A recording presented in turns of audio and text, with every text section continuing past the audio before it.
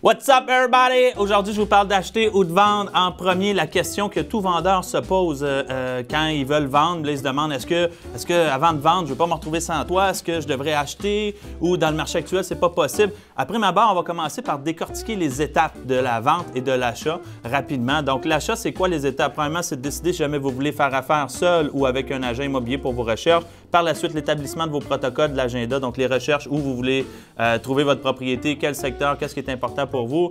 Ensuite de ça, les visites.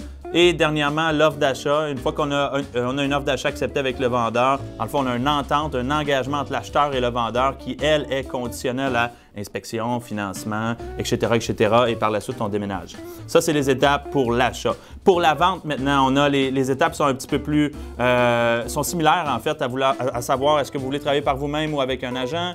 Ensuite, savoir où vous voulez déménager une fois que vous allez avoir vendu, pas vous retrouver sans toit. Ensuite, on met la pancarte. On reçoit une offre d'achat qui est la même chose, conditionnelle à inspection, financement et d'autres conditions. Donc, les avantages et désavantages des deux, moi, je vous recommande toujours de vendre avant d'acheter parce que de trouver un vendeur à l'heure actuelle qui est prêt à accepter une offre conditionnelle à la vente de votre résidence, pratiquement impossible.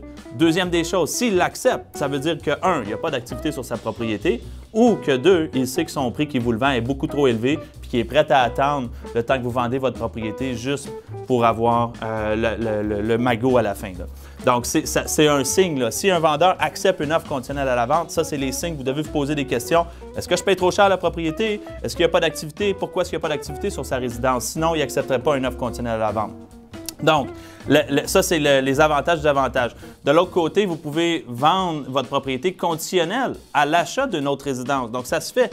On entend beaucoup moins parler, par contre, mais c'est possible dans votre contrat de courtage-vente de mettre une clause qui dit « Moi, je vends, j'accepte une offre et dans l'offre d'achat de l'acheteur, celle-ci est conditionnelle à ce que moi, je trouve une autre propriété avant que lui déménage. » C'est la façon la plus intéressante pour un vendeur de vendre et d'acheter sans se retrouver sans toit, mais on n'en parle jamais. On va juste entendre l'offre d'achat conditionnelle à la vente, mais l'inverse se fait aussi, la vente conditionnelle à l'achat.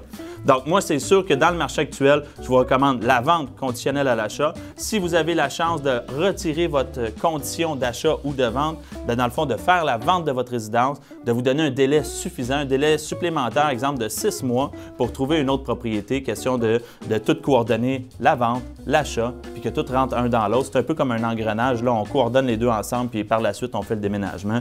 Donc, ça serait ça mes recommandations dans le marché actuel.